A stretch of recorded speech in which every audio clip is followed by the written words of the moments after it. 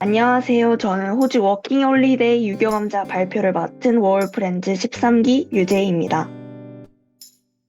여러분들에게 공유하고 싶은 내용의 순서를 먼저 소개해드리도록 하겠습니다.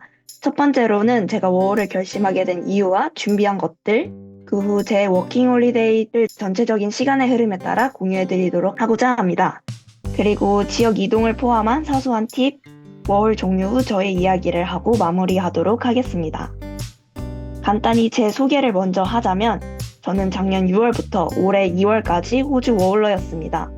5개월은 퀸즐랜드주에 있는 작은 시골 타운즈빌에서 거주하였고 나머지 3개월은 빅토리아주에 있는 호주 주요 도시 중 하나인 멜버른에서 거주하였습니다. 주된 잡은 카페에서 샌드위치 메이커로 일했었고 여행은 거주 지역의 근교들과 시드니, 케언즈, 퍼스, 골드코스트, 뉴질랜드 북섬을 여행하였습니다. 제가 워홀을 결심하게 된 계기는 정말 가벼운 이유밖에 없었습니다.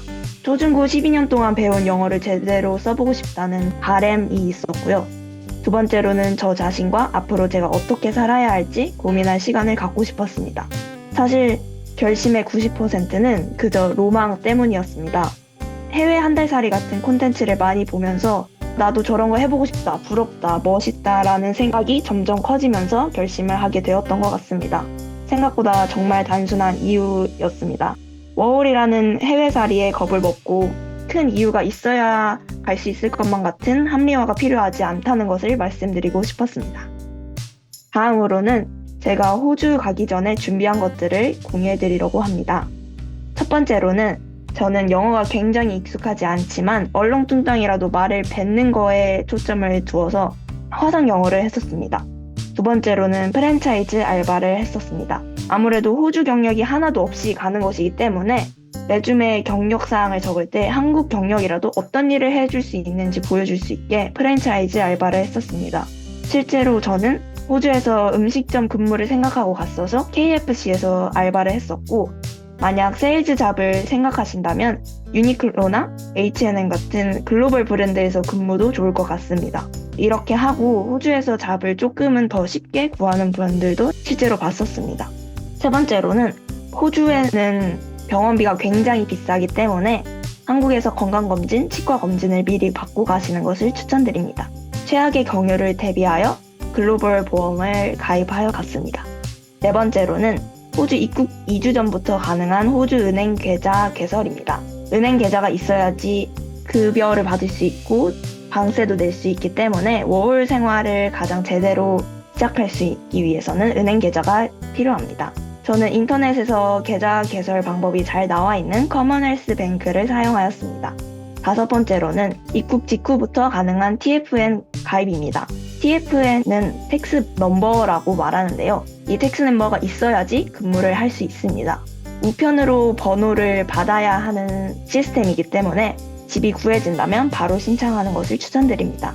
저 같은 경우에는 신청 후 2주 정도 걸렸고 실제로 인터뷰를 할 때마다 항상 TFN 있냐고 물어보기 때문에 하루빨리 신청하시는 것을 추천드립니다. 다음으로는 간단히 제 워홀 생활의 타임라인을 공유해드리도록 하겠습니다. 저는 대학교 한 학기만을 휴학하고 워홀을 갔었습니다. 종강 직후부터 개강 직전까지 총 8개월이라는 시간을 호주에서 보냈습니다. 종강 직후 작년 6월에 호주에 입국해서 저의 인생에서 처음으로 혼자 여행이라는 것을 시드니에서 하게 되었습니다. 이때 저는 두려움보다 오히려 여유로움을 느끼며 제 워홀 생활에 기대감을 가지고 시작하게 되었습니다.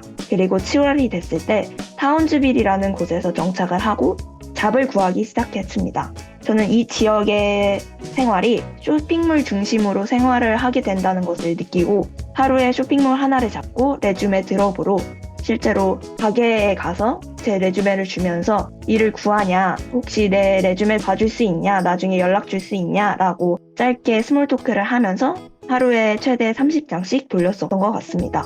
저는 운이 정말 좋게도 이틀 만에 연락이 와서 샌드위치 메이커라는 일을 시작할 수 있게 되었습니다. 인터뷰 때 보스가 오히려 영어를 못해도 괜찮다라는 말을 하면서 큐컴버, 레투스 이 정도 알지? 그러면 너 정말 할 수 있어. 걱정 마 라는 말을 실제로 해줬었고 영어 실력이 갖춰지지 않음에도 불구하고 근무를 할 수 있었습니다. 8월에는 제가 투잡을 시작하게 되면서 그 근무지에서 친해진 친구들과의 사진입니다.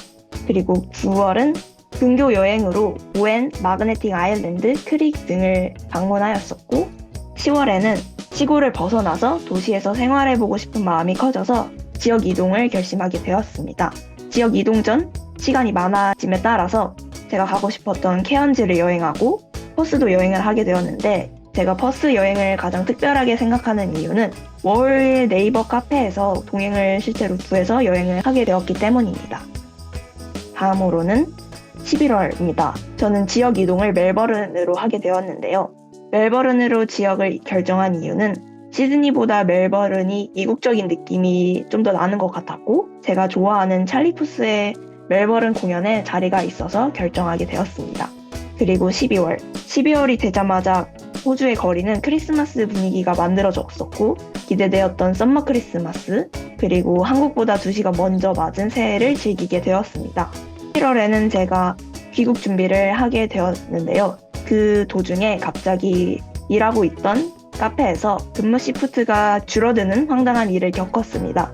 저는 귀국 계획이 있어서 다른 잡을 구하지 않았었지만 만약에 귀국 계획이 없었더라면 바로 근무지를 그만두고 다른 일을 구했었을 것 같습니다.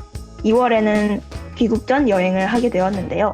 서핑과 여유로웠던 퀸즐랜드 느낌을 다시 느끼고 싶어서 골드코스트를 2박 3일 정도 여행을 하였고 시드니에서 여행을 하고 뉴질랜드로 넘어가서 로드트립을 하며 워홀을 마무리하게 되었습니다. 제가 이렇게 워홀 생활을 8개월 정도 하고 나서 느낀 아주 작은 추천을 드리고 싶었던 것을 정리해 보았습니다. 저는 잡보다 숙소를 우선시에 두었었는데요. 그게 좀 더 안정적인 삶을 만들어 줄 것이라고 생각했기 때문에 숙소를 먼저 우선시 두었습니다. 실제로 멜버른 공항에서 시내로 이동하는 버스에서 멜버른 지역 단체 카톡방, 한인 멜버른 사이트, 페이스북, 플랜메이트 앱에 괜찮아 보이는 방 매물에 대해 컨택을 계속했습니다. 저는 실제로 한인 카톡방에서 한인 쉐어를 구했었는데 외국 친구들과 부딪힐 일이 없다는 점도 단점일 수 있지만 저는 오히려 장점이라고 생각을 했었습니다. 문화가 맞기도 하고 같이 한식을 해먹을 한인 친구들이 굉장히 좋았기 때문에 저는 한인 쉐어에 대해서 긍정적으로 생각하고 있었습니다. 멜버른에서 잡은 레주메 드롭으로 타운즈빌과 같이 시작을 했었는데 도시라 그런지 일을 구하려고 하는 사람들도 굉장히 많았고 그만큼 회전율도 빨랐어서 레주메 드롭으로 연락이 단 한 곳도 안 왔었습니다. 조라라는 사이트에서 지원을 했었는데 그 앱에서 연락이 가장 많이 왔었습니다. 그 외로 검트리 등등이 있습니다. 하지만 저는 조라라는 사이트에서 연락을 많이 받았기 때문에 이 앱이 가장 기억에 남습니다. 그리고 어학원에 대해 고민하시는 분도 많이 계실 것 같은데 실제로 저는 다니지는 않았지만 친구들한테 들어본 바로는 어학원은 영어 실력을 향상시키기보다는 외국인 친구를 사귀기가 좋았다. 그래서 2주가 적당하다라고 많이 들었었습니다. 이 점 참고해 주시면 좋을 것 같습니다. 그리고 저는 지역 이동에 대해서 굉장히 추천드리고 긍정적으로 생각을 하는데 제가 첫 번째 지역에서는 5개월 살았을 때 약간은 익숙해져 있다는 느낌이 들었고 그래서 자신감이 살짝은 있었고 집이며 잡이며 한 번은 구해봤었던 경험이 있기 때문에 두 번째는 좀 더 쉬울 것이라 생각을 했었습니다. 그래서 멜버른에 딱 도착했을 때 걱정이 그렇게 심하지 않았었고 더 재미를 느낄 것 같아서 설렘이 가득했었습니다.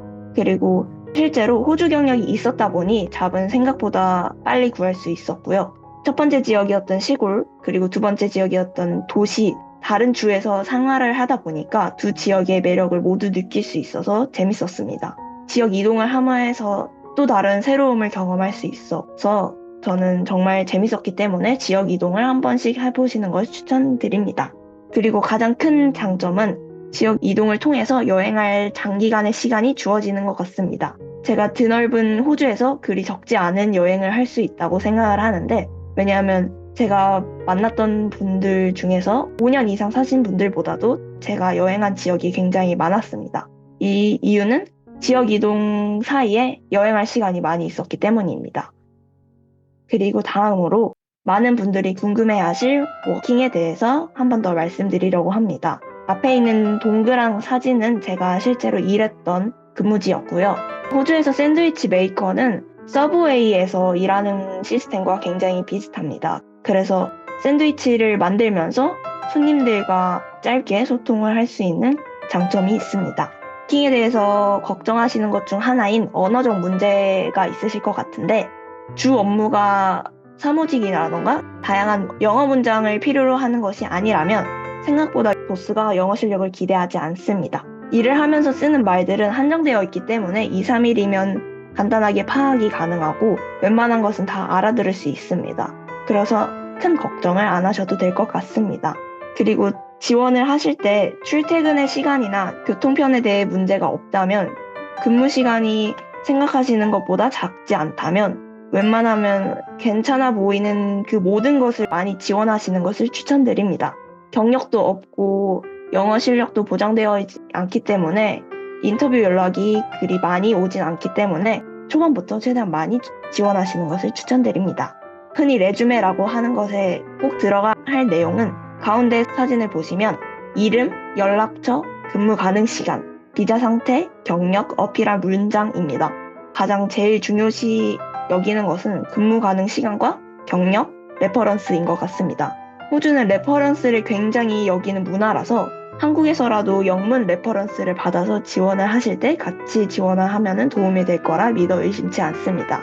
마지막 사진은 제가 지역 이동하기 전에 근무했던 곳에서 레퍼런스를 요청하여서 멜버른에서 이력서와 레퍼런스 같이 지원했었습니다. 그리고 한두 달 정도 일을 못 구한다는 강한 멘탈도 필요할 것 같습니다.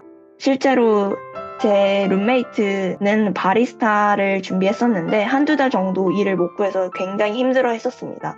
그리고 오래 걸리기 때문에 구인구직을 준비하면서 많이 놀러 다니셨으면 좋겠습니다.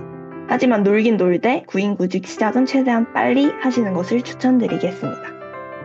제가 워홀 생활을 어땠어? 라는 물음을 여전히 굉장히 많이 받고 있는데 그때마다 항상 제가 하고 있는 말은 후회는 절대 없고 정말 추천하고 싶다. 그 정도로 너무너무 좋았다라고 합니다.